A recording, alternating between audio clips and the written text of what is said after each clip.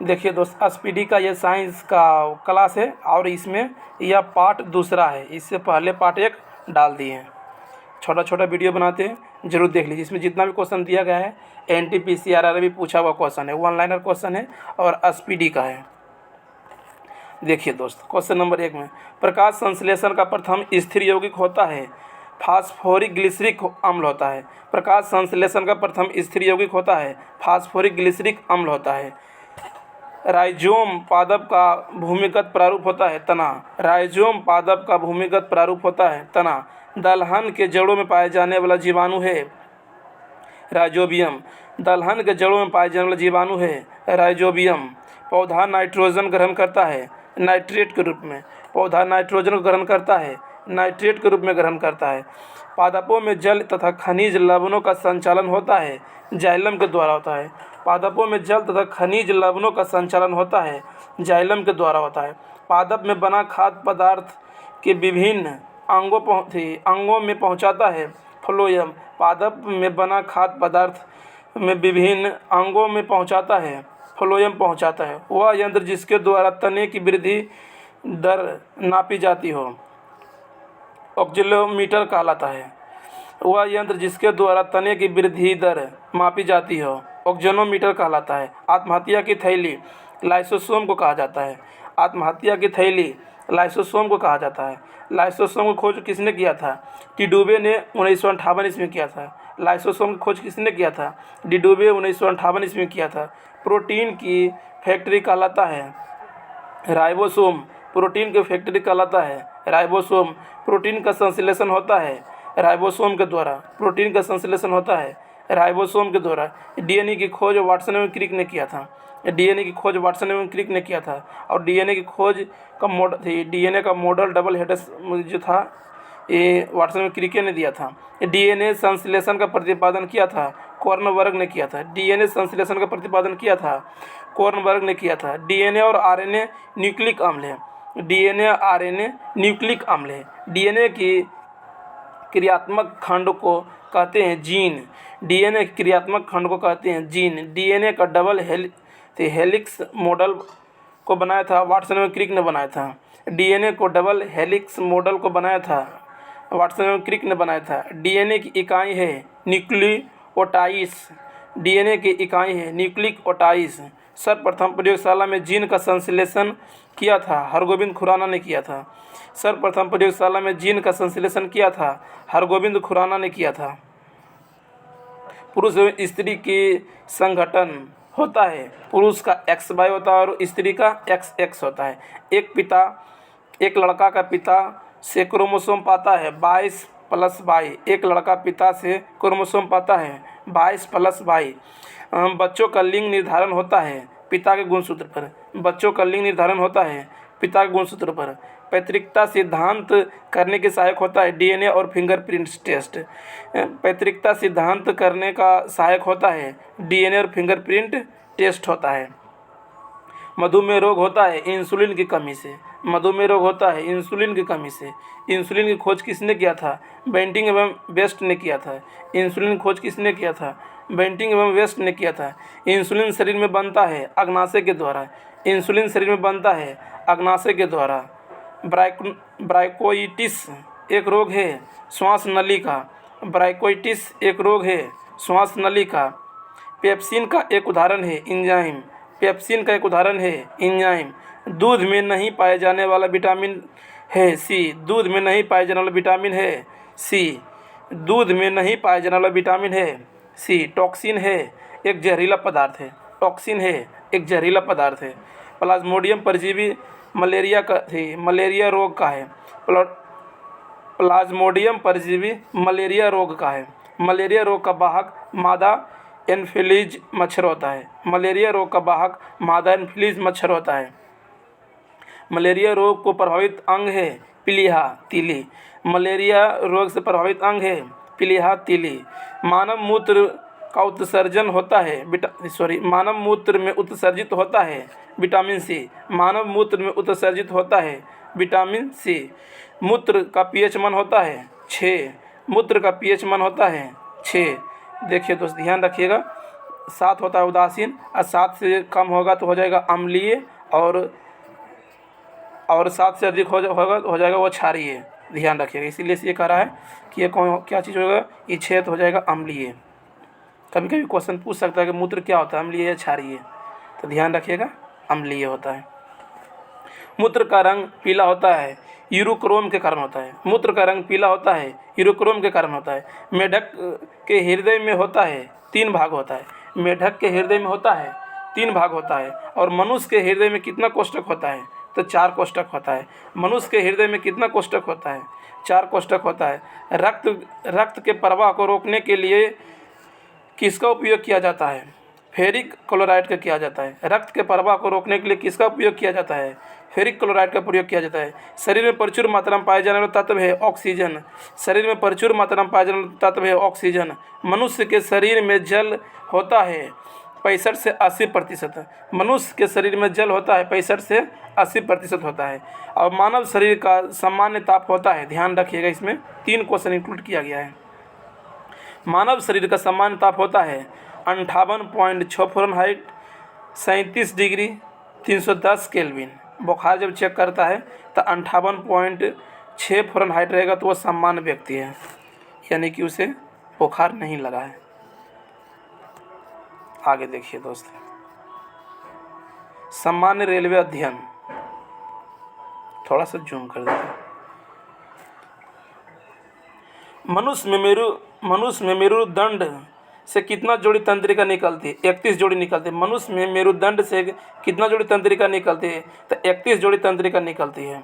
गुणसूत्र क्रोमोसोम की खोज किसने किया था, बाल्डेयर ने किया था। गुणसूत्र क्रोमोसोम खोज किसने किया था, बाल्डेयर ने किया था। गुणसूत्र का निर्माण होता है क्रोमैटिन नामक पदार्थ से। गुणसूत्र का निर्माण होता है क्रोमैटिन नामक पदार्थ से।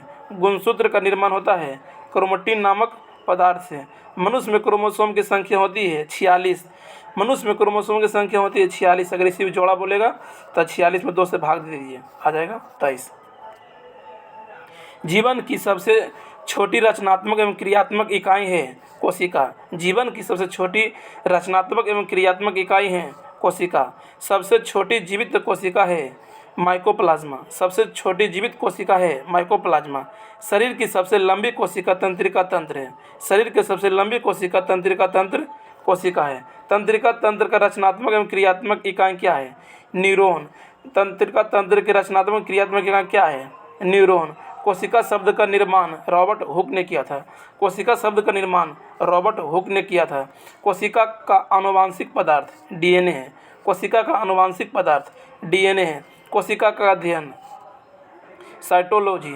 कोशिका का अध्ययन साइटोलॉजी। कोशिका के भीतर श्वसन का केंद्र होता है माइटोकॉन्ड्रिया। कोशिका के भीतर श्वसन का केंद्र होता है माइटोकॉन्ड्रिया। और समसूत्री विभाजन होता है, समसूत्री विभाजन होता है कायिक कोशिका में। समसूत्री विभाजन होता है कायिक कोशिका में। और अर्धसूत्री विभाजन होता है लिंग जनन करने वाले कोशिकाओं में। अर्धसूत्री विभाजन होता है लिंग जनन करने वाले कोशिकाओं में। तो स्तंभकंद, धनकंद, शलकंद तथा प्रकंद का उदाहरण है आलू, भंडा, केसर, प्याज, अदरक, हल्दी। आगे देखिए दोस्तों, अमरूद, अंगूर, शरीफा, टमाटर के खाने योग्य भाग है मध्य फल भित्ति।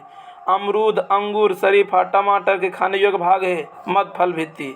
आम, पपीता, बैर, आम, पपीता, बैर खाने योग्य भाग है मध्य फल भित्ति। आम, पपीता, बैर के खाने योग्य भाग है मध्य फल भित्ति। फूलगोभी का खाने योग्य भाग है पुष्पक्रम।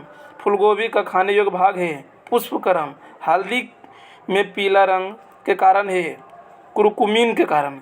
हल्दी में पीला रंग का कारण है कुरकुमीन के कारण होता है। टमाटर में लाल रंग का कारण है लाइकोपीन के कारण। टमाटर में लाल रंग का कारण है लाइकोपीन के कारण। अदरक तथा आलू में खाने योग्य भाग है तना। अदरक तथा आलू में खाने योग्य भाग है तना। दूध में पिए जाने वाला शर्करा है लैक्टोज। दूध में पाए जाने वाले शर्करा है लैक्टोज। सबसे लंबा कृत्रिम वर्ण है टेम वर्म। सबसे लंबा कृत्रिम वर्म है टेम वर्म। कपड़ा सुखाने तथा दूध से मक्खन निकालने वाली मशीन कार्य करता है अपकेंद्रीय। कपड़ा सुखाने तथा दूध से मक्खन निकालने वाली मशीनों कार्य करता है। अब केंद्रीय बल के सिद्धांत पर कार्य करता है। दूध से क्रीम निकालने पर दूध का घनत्व बढ़ जाता है। दूध से क्रीम निकालने पर दूध का घनत्व क्या होता है, बढ़ जाता है। एक अश्व शक्ति बराबर होता है 746 वाट होता है। एक अश्व शक्ति बराबर होता है 746 वाट होता है। जल का घनत्व अधिकतम तथा आयतन न्यूनतम होता है 4 डिग्री पर ध्यान रखिएगा। जल का घनत्व सबसे अधिक तथा आयतन न्यूनतम होता है 4 डिग्री सेल्सियस पर। मूल रंग कहलाता है नीला लाल हरा। मूल रंग कहलाता है नीला लाल हरा। इंद्रधनुष के निर्माण के लिए किन किन क्रियाओं के द्वारा होता है। इंद्रधनुष का निर्माण किन किन क्रियाओं के द्वारा होता है। प्रकाश का पूर्ण आंतरिक परावर्तन, अपवर्तन और वर्ण विक्षेपण। इंद्रधनुष का रंग होता है 7। इंद्रधनुष का रंग होता है 7। आप पूछेगा बीच में कौन होता है, तो हरा होता है, ध्यान रखिएगा। ऊपर में लाल, नीचे में बैगनी, यानी कि लाल का प्रकीर्णन कम होता है और बैगनी का प्रकीर्णन ज़्यादा होता है। आगे देखिए दोस्त, देखिए इंद्रधनुष के बीच में रंग होता है हरा। इंद्रधनुष के बीच में रंग होता है हरा और प्रकाश का रंग निश्चित होता है तरंगदैर्घ्य के द्वारा। प्रकाश का रंग निश्चित होता है तरंगदैर्घ्य के द्वारा। वेदन क्षमता सर्वाधिक होता है गामा किरण के। वेदन क्षमता सर्वाधिक होता है गामा किरण के। परावैंगनिक किरण की खोज की थी रीडर ने की थी। परावैंगनिक किरण की खोज की थी रीडर ने की थी। सबसे अधिक तथा सबसे कम तरंगदैर्घ्य होता है, सबसे अधिक होता है लाल का और सबसे कम होता है बैगनी का। सबसे अधिक और सबसे कम तरंगदैर्घ्य होता है, सबसे अधिक होता है लाल का, सबसे कम होता है बैगनी का, ध्यान रखिएगा। प्रकाश का तरंगदैर्घ्य होता है 39 एंगस्ट्रम से 78 एंगस्ट्रम तक ले। 39 एंगस्ट्रम से 78 एंगस्ट्रम तक ले, ध्यान रखिएगा। आगे देखिए दोस्त, प्रकाश की चाल सर्वाधिक होती है निर्वात में होती है। प्रकाश की चाल सर्वाधिक होती है निर्वात में होती है। प्रकाश को सर्वप्रथम ज्ञात किया था रोमर ने किया था। प्रकाश को सर्वप्रथम ज्ञात किया था रोमर ने किया था। यह सफल हो गया था, लेकिन सबसे पहला मापने का प्रकाश का प्रयास रोमर ने ही किया था। निर्वात में प्रकाश की चाल होता है 3×10⁸ मीटर प्रति सेकेंड। इसका SI मात्रा पर विशेष ध्यान दीजिएगा। कहीं कहीं किलोमीटर प्रति सेकेंड भी दे देता है, जो कि गलत है। इसका होगा मीटर प्रति सेकेंड। आगे देखिए दोस्त, अंतरिक्ष यात्रियों का आकाश काला दिखाई देता है, यह गलत है। इसका आंसर हो जाएगा प्रकाश के प्रकीर्णन नहीं होने के कारण। इसका आंसर क्या हो जाएगा, सूर्य प्रकाश के प्रकीर्णन नहीं होने के कारण, क्योंकि अंतरिक्ष में धूल कण है ही नहीं, तो प्रकाश किस में टकराएगा। जब नहीं टकराएगा तो हमारे आँखों तक पहुँचेगा कैसे। कोई वस्तु पृथ्वी पर हमें क्यों दिखता है, क्योंकि पहले प्रकाश आता है, उसमें टकराता है और उसके बाद मेरी आँखों तक पर जाता है, इसलिए हमें प्रकाश दिख जाता है। जैसे कि मान लीजिए अब आप रात में एक दर्पण को देख रहे हैं, तो उस समय आपको आईना पर प्रकाश दिखाना नहीं है, आपने शक्ल पर दिखाएगा। उसके बाद फिर जाएगा प्रकाश पर दर्पण पर, उसके बाद रिफ्लेक्ट होकर आएगा आपका चेहरा दिख जाएगा। आगे देखिए दोस्त, समुद्र का जल नीला दिखाई देता है प्रकाश के प्रकीर्णन के कारण। समुद्र का जल नीला दिखाई देता है प्रकाश के प्रकीर्णन के कारण। तारा टिमटिमाता है प्रकाश अपवर्तन के कारण। तारा टिमटिमाता है प्रकाश के अपवर्तन के कारण। रेटिना पर बना प्रतिबिंब होता है वास्तविक उल्टा वस्तु से छोटा। रेटिना पर बना प्रतिबिंब होता है वास्तविक उल्टा वस्तु से छोटा। समतल दर्पण में बना प्रतिबिंब होता है आभासी काल्पनिक वस्तु के बराबर सीधा। समतल दर्पण में बना प्रतिबिंब होता है काल्पनिक वस्तु के बराबर सीधा। प्रकाश का सबसे अच्छा परावर्तक किसे माना जाता है, समतल दर्पण को। प्रकाश का सबसे अच्छा परावर्तक किसे माना जाता है, समतल दर्पण को।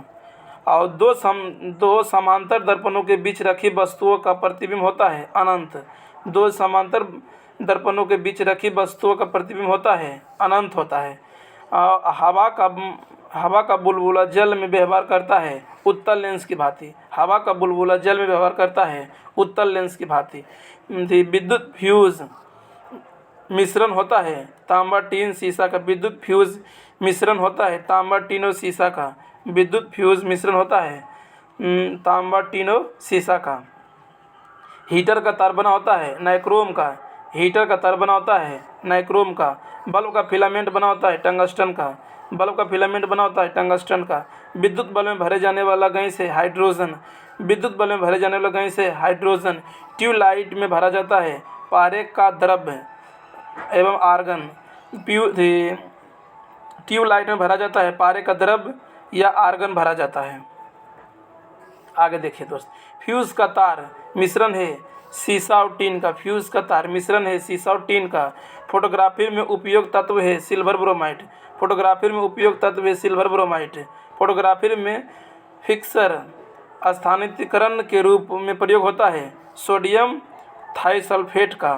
फोटोग्राफी में फिक्सर के रूप में प्रयोग किया जाता है सोडियम थाइसल्फेट का। फोटोग्राफी में कौन सा अम्ल प्रयोग किया जाता है ऑक्जेलिक अम्ल। फोटोग्राफी में कौन सा अम्ल प्रयोग किया जाता है ऑक्जेलिक अम्ल प्रयोग किया जाता है। तेल दीप की बत्ती में तेल ऊपर उठता है किसिकत क्रिया के कारण। तेल बत्ती में तेल ऊपर उठता है किसिकत क्रिया के कारण उठता है। और हीरा का चमकना था मिर्च का बनने के कारण है पूर्ण आंतरिक परावर्तन। हीरा का चमकना था मिर्च का बनने के कारण है पूर्ण आंतरिक परावर्तन के कारण। भू स्थिर उपग्रह की ऊंचाई होती है 36,000 किलोमीटर। भू स्थिर उपग्रह की ऊंचाई होती है 36,000 किलोमीटर। सूर्य की ऊर्जा का स्रोत है नाभिकीय संलयन। सूर्य की ऊर्जा का स्रोत है नाभिकीय संलयन। रॉकेट की गति आधारित है संवेग संरक्षण के सिद्धांत पर। रॉकेट की गति आधारित है संवेग संरक्षण के सिद्धांत पर। मानव नेत्र कार्य करता है उत्तल लेंस की तरह। मानव नेत्र कार्य करता है उत्तल लेंस की तरह। निकट दृष्टि दोष मायोपिया के दूर करने के लिए अवतल लेंस। दोष रहेगा 3 अक्षर का तो चश्मा लगेगा 4 अक्षर का। अगर दोष रहेगा 2 अक्षर का जिससे कि दूरदृष्टि दोष तो चश्मा लगेगा 3 अक्षर का उत्तल लेंस। ध्यान रखिएगा, सिंपल ट्रिक है और सब दिन याद रह जाएगा, कभी नहीं कंफ्यूज कीजिएगा। निकट दृष्टि दोष को दूर निकट दृष्टि दोष का कारण है नेत्र लेंस का मोटा होना, फोकस दूरी का कम हो जाना। निकट दृष्टि दोष का कारण है नेत्र लेंस का मोटा होना, फोकस दूरी कम हो जाना। दीर्घ दृष्टि दोष हाइपरमेट्रोपिया दूर किया जाता है उत्तल लेंस के द्वारा। दीर्घ दृष्टि दोष हाइपरमेट्रोपिया दूर किया जाता है उत्तल लेंस के द्वारा दूर किया जाता है। परमाणु बम का सिद्धांत आधारित है नाभिकीय विखंडन पर। परमाणु बम का सिद्धांत आधारित है नाभिकीय विखंडन पर। हाइड्रोजन बम का सिद्धांत आधारित है नाभिकीय संलयन पर। हाइड्रोजन बम का सिद्धांत आधारित है और नाभिकीय संलयन पर। ग्रीन हाउस गैस है carbon dioxide. Green house gas है कार्बन डाइऑक्साइड। दाढ़ी बनाने तथा आँख नाक कान की जांच के लिए उत्तल दर्पण का प्रयोग किया जाता है। दाढ़ी बनाने आँख नाक कान का प्रयोग किया जाता है तो उत्तल दर्पण का प्रयोग किया जाता है। अगर वीडियो अच्छा लगे तो चैनल को सब्सक्राइब जरूर कर दें। अगर वीडियो में कोई कमी है तो कमेंट बॉक्स में ज़रूर बताएं ताकि आने वाला वीडियो में उसे हम सुधार कर सकें। धन्यवाद वीडियो देखने के लिए।